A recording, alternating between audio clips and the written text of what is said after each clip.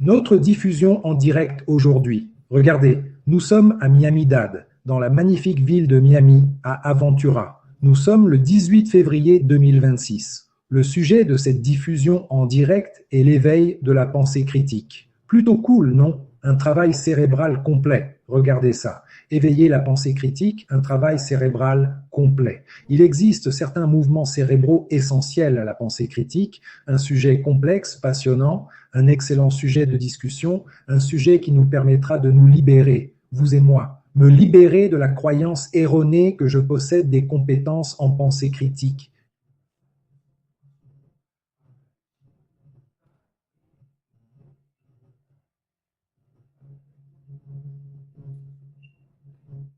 J'ai déjà perdu mon esprit critique et je vais vous l'expliquer lentement aujourd'hui, très calmement, pour comprendre ce qu'est la pensée critique. Première chose importante, regarde, nous sommes entiers, corps, peau, os, sang, entier, cerveau, esprit, conscience. Tout cela ne fait qu'un, c'est un seul bloc. Lorsqu'un élément manque, l'équilibre est rompu et le corps se stabilise autour de son centre, de cette force qui lui insuffle de l'énergie, le soutient, le nourrit et le purifie. Ainsi, nous formons un tout, nous sommes un tout. Dans ma définition de la conscience, je dis, de manière complexe, que la conscience est le mouvement perçu dans le métabolisme produit. Qu'est-ce que cela signifie concrètement? La conscience dépend du mouvement du cerveau et le cerveau interagit avec l'ensemble du corps, cœur, poumons, tout est lié. C'est un mouvement et la conscience en émane. Nous parviendrons à la pensée critique, nous éveillerons la pensée critique. Bien sûr, le cerveau ne se meut pas comme nous allons le décrire. Le mouvement cérébral, c'est sa fonction, le flux d'informations qui circule entre lui et le cerveau. C'est ce que j'appelle le mouvement cérébral. Le mouvement mécanique du cerveau est minime, mais ce mouvement fonctionnel des fonctions qui s'y déroulent est significatif. Pour que la conscience apparaisse, le corps doit être dans un certain état de bien-être. Le cerveau doit fonctionner et communiquer selon un certain niveau de fonction cérébrale quotidienne. Et même alors, il arrive que la conscience ne se manifeste pas. Par exemple, pendant le sommeil profond, on n'est pas conscient. Dans le coma, on n'est pas conscient. On n'est pas conscient, car la conscience dépend des mouvements interaires du cerveau. Bien, la conscience. Même en étant conscient, nous allons encore parler de pensée critique, encore plus complexe, n'est-ce pas? C'est-à-dire la pensée critique au sein de la conscience.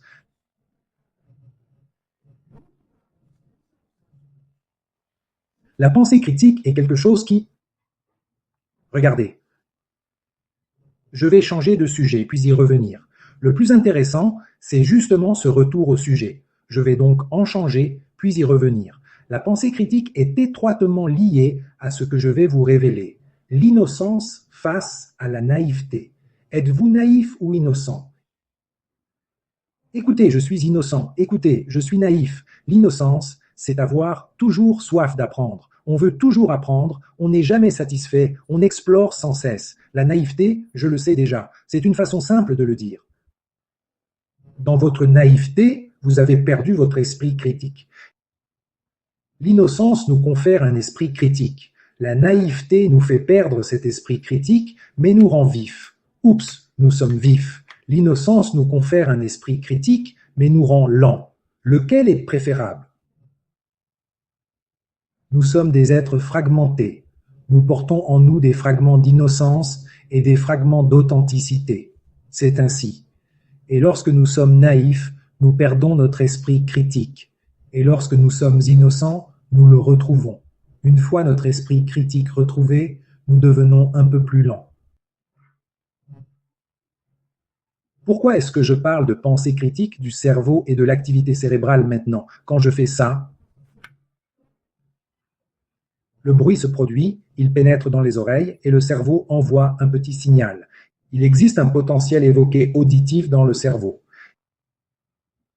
Il y a aussi un potentiel qui est le potentiel que je vous ai envoyé, qui est M-erreur.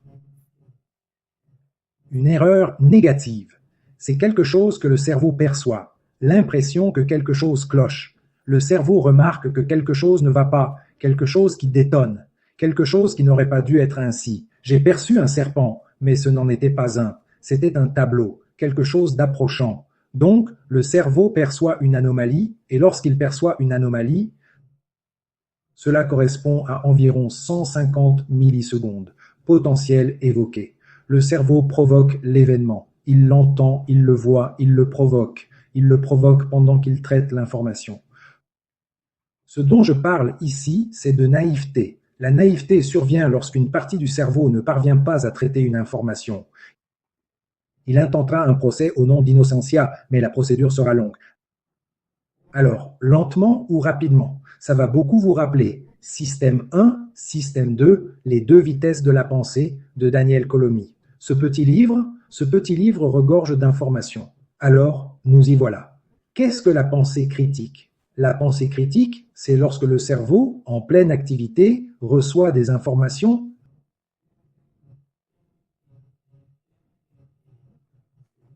Réfléchissez. Est-ce correct ou incorrect? Il y a un problème, une anomalie. À P300, le système se demande si cette anomalie est significative.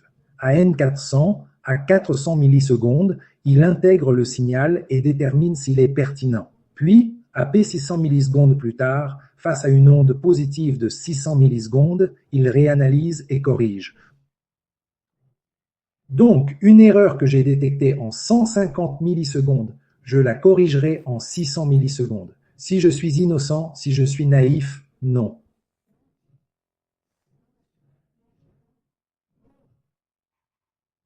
Bien, esprit critique, innocence. Je le dis parfois ainsi, la maturité alliée à l'innocence. C'est là le nœud du problème, car j'ai besoin de la pleine expression des mouvements cérébraux. Le cerveau doit réagir correctement au potentiel évoqué pour que la pensée critique puisse se manifester. Sans cela, il n'y a pas de pensée critique. Jackson, je ne comprends pas.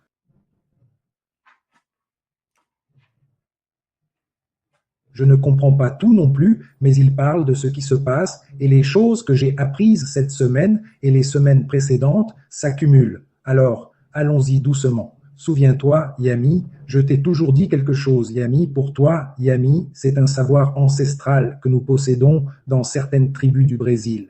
Ils utilisent ce terme, Yahami. J'ai oublié le nom de la tribu de ce peuple indigène. Et Yahami signifie « tu imiteras la chasse pour pouvoir chasser plus tard ». J'ai étendu la signification de Yahami qui est la suivante. Le bébé imitera la parole, les gestes, la marche, etc.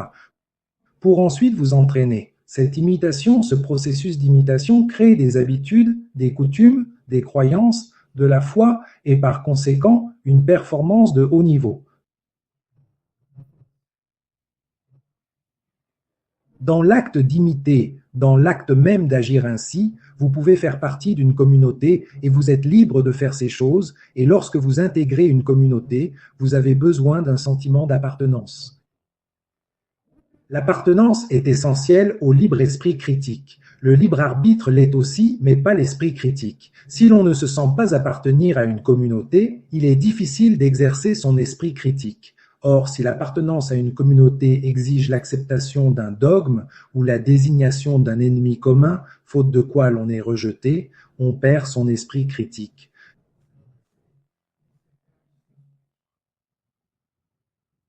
Charles, expliquez-vous encore.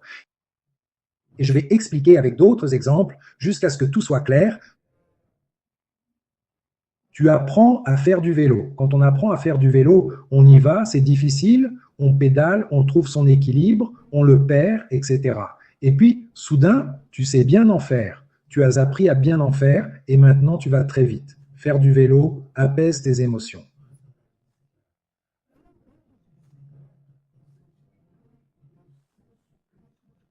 Tu fais bien du vélo parce que tu t'appuies sur un savoir acquis. Nous sommes des fragments, des rebuts, des morceaux de ferraille, des bribes accumulées. J'apprends ceci, j'apprends cela, et je continue à assembler ces petits morceaux dans ma vie.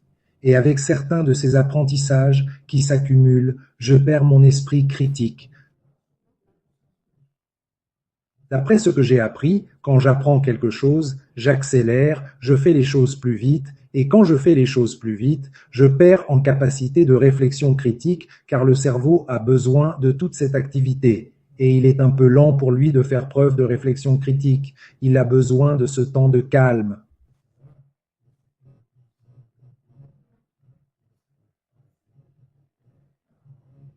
Oups, il a détecté une anomalie. Oups, 300 millisecondes, 150 millisecondes. 300 millisecondes plus tard, il dit oups, important ou pas important. Ou à 400 millisecondes, oups, que signifie ceci? Ou à 600 millisecondes, il réanalyse, change le sens. Ce n'était pas un serpent, c'était une peinture. Terminé, je suis calme. Ce n'était pas ceci, c'est cela. Et il rit de la blague, 600 millisecondes. Je l'ai réinterprété, je ris de la blague, mais j'avais le temps pour ça. Quand n'avez-vous pas le temps d'exercer votre esprit critique?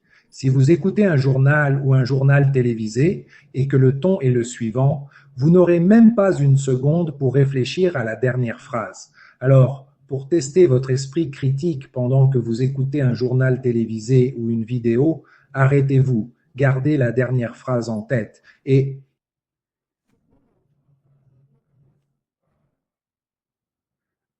puis vous remarquez, vous détectez un certain écart, vous déterminez s'il est important ou non, vous en intégrez le sens, vous le réanalysez et vous le corrigez. Ce journal ne veut pas que vous corrigiez quoi que ce soit. Il veut que les propos tenus correspondent à sa vision rigide de la vie. Ainsi, l'information s'intègre directement à votre cerveau et renforce vos croyances antérieures. Toute croyance implique une perte de la capacité de réflexion critique à son égard. Indiqué. Dans chaque système de croyance, moi, Jackson, je perds mon sens critique. Je crois aux neurosciences, je crois en la politique, je crois en la religion, je crois en ceci et cela. J'ai foi en tout cela. Cette croyance m'empêche de faire preuve d'esprit critique au moment même où je crois. Je crois en la famille, aux valeurs de la famille brésilienne. Je perds ma capacité de réflexion critique à cause de mes croyances. Puisque ma conviction est une condition préalable et que je vais donc sauter P300, je vais aussi sauter N400 car j'ai déjà établi ce récit. Je perds ainsi mon sens critique. Jackson, est-ce un problème de perdre son esprit critique? Non, non, je ne dis pas que c'est un problème. Je dis simplement qu'on perd son esprit critique. Donc, concernant ce que je considère déjà comme mes vérités, mes coutumes, mes croyances, moi, Jackson, à partir de maintenant, depuis la semaine dernière, je vais commencer à reconnaître que là où je m'accroche à ma croyance, en ce qui est vrai, là où je m'accroche à mes coutumes, à ma foi, à mon haut niveau de performance, je vais reconnaître qu'à ce moment précis, j'ai perdu mon esprit critique. Pourquoi ai-je perdu mon esprit critique? Car, à ces moments-là, le cerveau ne va pas déclencher les ondes P300, N400 ou P600 pour corriger, réanalyser et résoudre ce problème. Car pour moi, ce n'est pas le problème. Je l'ai déjà intégré. C'est une croyance, une habitude, une conviction. C'est ma haute performance. Donc, si vous excellez dans un instrument, le chant ou un exercice au sol comme le patinage, n'est-ce pas? J'ai regardé les Jeux olympiques d'hiver récemment et je les ai trouvés fantastiques. Quand on possède de telles capacités, à ce moment précis, on perd tout sens critique. Et puis, l'entraîneur, qui souhaite parfois modifier l'approche d'un musicien ou d'un athlète, changer d'attitude en cours de route, constate que c'est extrêmement difficile car l'athlète manque de capacité de réflexion critique au niveau de la haute performance. Je dois les sortir de ce niveau de performance, ralentir le processus très progressivement, calmement, car vous faites ceci pour cela. Car maintenant, au niveau de la haute performance, vous êtes naïf, tu es très rapide, tu penses vite, penses vite, penses vite, si bien que le cerveau n'a aucun moyen de s'autocorriger ni de montrer la différence, il se contente d'avancer et il est important à certains moments de simplement avancer. Mais il arrive qu'on intègre une communauté et qu'on aspire à un sentiment d'appartenance. Ce sentiment est important pour chacun et on souhaite le ressentir. Or, lorsqu'on arrive dans cette communauté, un petit problème se pose. Écoutez, vous arrivez ici, nous vous acceptons, mais vous devez accepter que le grand ennemi soit Satan, le diable. Voilà le grand ennemi. En acceptant cela, manque d'esprit critique à propos de Satan. C'est auprès du père Quevedo que j'ai appris cela, après avoir exorcisé le démon et Satan de ma vie. Le père Quevedo est un prêtre qui m'a enseigné la parapsychologie. Et il a démontré dans la Bible, dans les textes bibliques, que cette interaction avec les démons relève d'un épisode psychiatrique, etc., propre à chaque individu, et qu'en réalité, le démon n'existe pas. Alors, voyez-vous, pour être accepté par une communauté, il faut se créer un ennemi. Celui-ci, le démon, ou celui-là, Zazinho, Bastian. On perd alors son esprit critique. Parce que la communauté se fiche de ce que vous pensez ou de qui vous êtes. Il est dans votre intérêt de rester un parmi tant d'autres, dépourvu de tout esprit critique sur ce point. Et parfois, on y va parce qu'on comprend, bon sang, j'ai besoin d'être accepté, alors allons-y, faisons-le. D'accord, d'accord. Que se passe-t-il quand un événement appelé carnaval est appelé ainsi? Les grands événements, les grandes fêtes, les grands rassemblements, il se passe quelque chose de très puissant et de très intéressant. Lorsqu'on a un sentiment d'appartenance, qu'on se retrouve avec toutes ces personnes et qu'on a l'impression de faire partie d'un groupe. Par exemple, il y a eu le Super Bowl ici aux États-Unis et au beau milieu de tout ça, il y a eu un concert de Bad Bunny. Ed Byrne a donné un spectacle démontrant que l'Amérique, c'est nous tous, elle englobe tous les pays. L'Amérique latine, c'est l'Amérique du Portugal, de la France et de l'Espagne. Et l'Amérique anglo-saxonne, c'est l'Amérique des États-Unis et du Canada. D'accord, Amérique anglo-saxonne, Amérique latine. Mais le mot Amérique vient d'Amerigo Vespucci et il nous inclut tous. D'accord. Mais avant l'arrivée d'Amerigo Vespucci, nous avions un savoir ancestral, une compréhension du bien et du mal. Nous avions aussi des groupes de personnes organisées en communautés plus ou moins grandes. Et la définition de la famille que nous avons aujourd'hui est une chose importée d'Europe. Nous n'avions pas cette conception de la famille, l'idée qu'il y a un homme, une femme et des enfants. Aujourd'hui, cette conception est beaucoup plus précise. Le mariage, un homme et une femme mariés pour la première fois et des enfants. C'est un peu confus, un peu stéréotypé, et c'est très bien comme ça. Où est le problème? Mais voici le point suivant. Cette conception est ancrée en vous, et lorsque vous l'adoptez, vous êtes forcément influencé par un biais. C'est essentiel dans le concept que vous avez adopté. Y a-t-il un problème à l'adopter ou non? Bien sûr que non, bien sûr que non. D'accord? Une famille, comme ça, tout va bien. Mais vous devez savoir qu'au moment où j'ai adopté cette croyance, ce concept, cette valeur, j'ai perdu mon sens critique, j'ai perdu mon esprit critique, mon intuition, mon jugement. Attendez, puisque c'est moi. P300, N400, P600. Ces termes sont compliqués pour moi. Les neurosciences s'intéressent aux potentiels évoqués. Il s'agit des mouvements et des fonctions cérébrales qui nous permettent de corriger nos perceptions. Mais si l'on a une croyance, ce pouvoir disparaît. Dans ces vieilles habitudes, dans cette part de vous qui y croit, ou dans cette coutume, ou dans cette foi, ou dans cette habitude. Nos habitudes ont beaucoup de « vous n'avez pas d'esprit critique face à vos habitudes ». Votre habitude est votre habitude. En gros, c'est une perte d'esprit critique. Oui, mais une habitude, c'est une routine pratique à laquelle je n'ai pas besoin de réfléchir.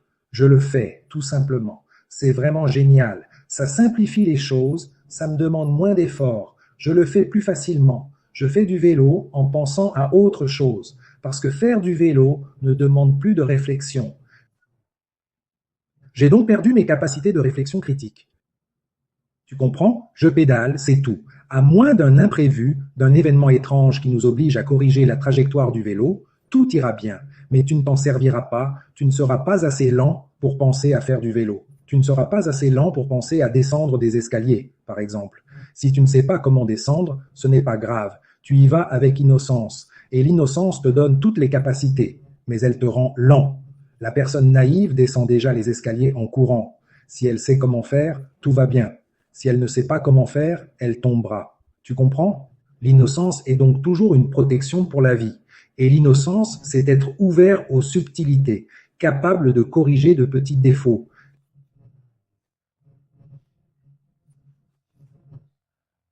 Laissez l'autre personne libre, tout comme vous aspirez à la liberté. D'une certaine manière, ce facteur entre en jeu. Et quand on assiste à un grand spectacle, le Super Bowl, et qu'en plein milieu du show, Bad Bunny débarque et dit un truc du genre « Montrons la culture latino-américaine, montrons que nous, les latinos, sommes un tout », ça donne la chair de poule aux latinos. Et ils commencent à réaliser que, bon sang, on leur a imposé l'idée qu'ils étaient inférieurs. Ils nous ont enfermés dans l'idée que nous, les latinos, sommes inférieurs. Et ce n'est pas le cas. Nous sommes tous dans le même bateau. Nous sommes tous égaux. Et si vous avez la force, vous vous relèverez et vous serez meilleurs. Mais que se passe-t-il ensuite? Appartenir à un comme au Super Bowl ou à des événements comme le carnaval, tout le monde se rassemble. Quand vous arrivez au carnaval ou à ces événements, si vous avez payé votre billet, vous entrez. Si vous arrivez au carnaval, vous avez payé votre place en tribune, vous entrez, voilà. Personne ne vous a demandé quelles étaient vos croyances, vos valeurs ou vos habitudes. Vous êtes entrés. Vous vous adapterez aux coutumes locales, vous ne ferez rien qui sorte des sentiers battus, et vous êtes acceptés tel que vous êtes. Dans certains milieux, on n'est pas accepté pour ce que l'on est. Dans certains milieux, il faut avoir un ennemi. Sans ennemi, on n'existe pas. Dans certains milieux, par exemple, il faut croire en la vie après la mort pour y entrer. Si l'on n'y croit pas, l'accès est interdit.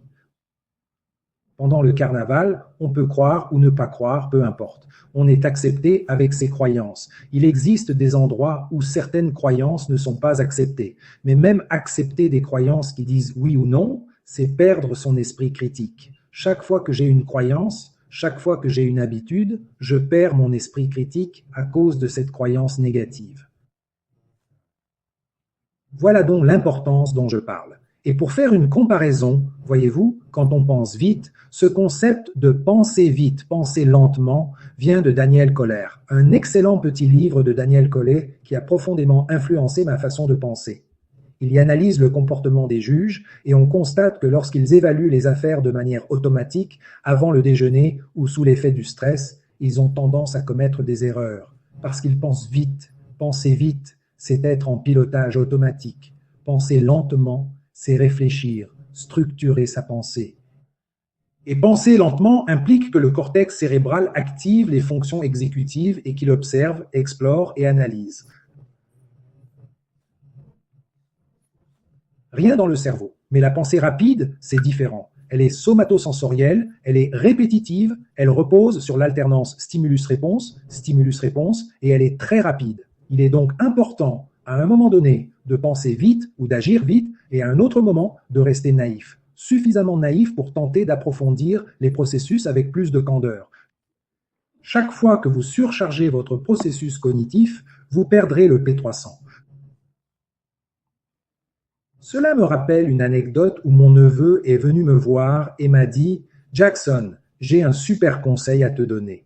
D'accord, allons-y. Pour apprendre beaucoup plus, mets les vidéos en vitesse 3. » J'ai écouté, j'ai mis la vitesse 3, j'ai écouté encore et encore le processus cognitif. Mais à cette vitesse, 3, 2, voire 1,5, on n'a pas de base solide, on n'a pas de structure, on n'a pas d'esprit critique. On n'analyse pas, on ne...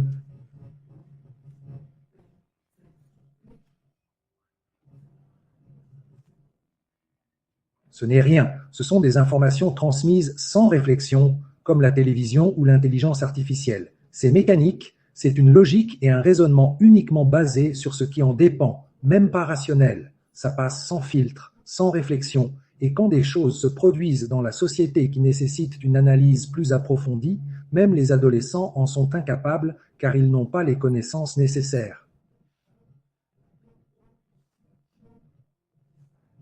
qu'est-ce qui est absorbé, qu'est-ce qui est entendu, car il faut lire en étant pleinement présent, il faut écouter en étant pleinement présent. Et c'est cela, l'innocence. Ce n'est pas de la naïveté que de survoler les choses à une vitesse 1,5, 2,5, 3, voire 3 fois supérieure à celle d'une vidéo en pensant apprendre. Vous pourriez même réussir l'examen. Aucun problème. Mais votre corps n'aura pas intégré ces informations. Le corps a besoin de temps, il a besoin d'espace. Le cerveau a besoin d'espace pour développer son esprit critique. Si vous êtes submergé d'informations, l'esprit critique est impossible. Le risque de vente pyramidale se manifeste.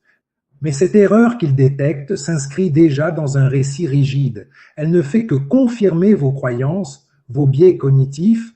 Vous restez campé sur vos positions, prisonnier de vos convictions, car vous avez besoin d'espace mental. C'est pourquoi je dis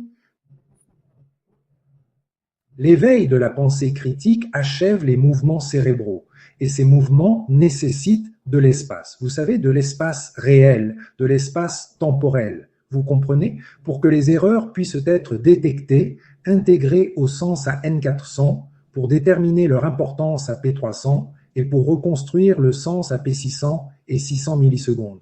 Voyez? Une seconde est divisée en 10 parties. D'accord?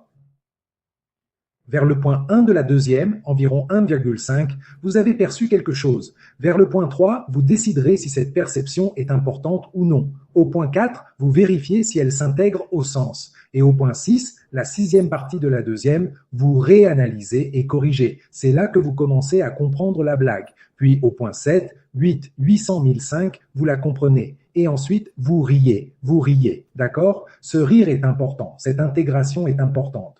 Cela crée un espace et un sentiment d'appartenance. Si vous l'acceptez au sein d'une communauté, que ce soit pendant le carnaval ou dans un contexte plus large, stade de football, vous faites partie de cette époque.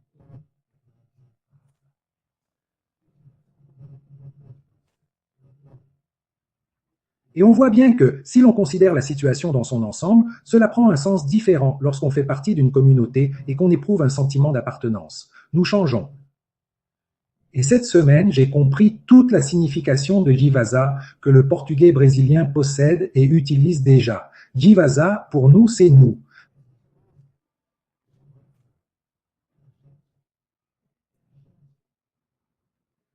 Parfois, vous dites quelque chose et nous le faisons. Nous l'avons fait, nous pouvons le faire, nous irons. On ne conjugue pas l'agent au pluriel. L'agent est singulier, mais il s'agit d'un « nous » inclusif. C'est un point essentiel. Quand on a le sentiment d'appartenir à un groupe et que cette appartenance ne dépend pas de l'adhésion à un dogme, ni de l'existence d'un ennemi commun, car avoir un ennemi commun implique un préjugé fondé sur la croyance en cet ennemi. Ou alors, on est influencé par le dogme et il faut y adhérer pour appartenir à cette communauté. Alors, dans ce moment d'appartenance, votre cerveau, tu n'es pas en mode défensif. Le mode défensif, c'est comme un connectome inerte. Tu te souviens de ce que je t'ai dit? Le connectome, c'est penser vite, c'est très rapide. Tu attaques, tu défends, tu réponds. C'est très rapide. Oui, mais c'est tellement rapide que ça manque de réflexion critique. Tu risques d'attaquer mal, tu risques de te défendre mal, et tu risques de répondre mal, justement parce que tu manques de réflexion critique, parce que c'est trop rapide, parce que c'est naïf. La naïveté donne beaucoup de vitesse. L'innocence rend les choses plus humaines, plus ancrées dans la réalité, plus en phase avec soi-même, en harmonie avec son environnement. Juste une chose, il n'y a pas de « je sais déjà ». Vous voyez, comme ces enfants qui perdent 4 ou 5 ans. Je sais déjà, je sais déjà, je sais déjà. Allez-y. Et ça arrive vraiment, mais ça se passe mal, parce qu'on ne sait pas encore. Oui, mais avant, on se demandait ce que c'était. Et puis c'est comme si on disait « je sais, je sais, je sais, je sais ». C'est tellement naïf. Voilà ce que je voulais vous dire. L'esprit critique est lié à l'innocence. L'esprit critique est lié à la réflexion lente. Donc, mes coutumes manquent d'esprit critique. Mes habitudes manquent d'esprit critique. Mes croyances manquent d'esprit critique. Ma foi manque d'esprit critique. Mes actions manquent d'esprit critique. Point final.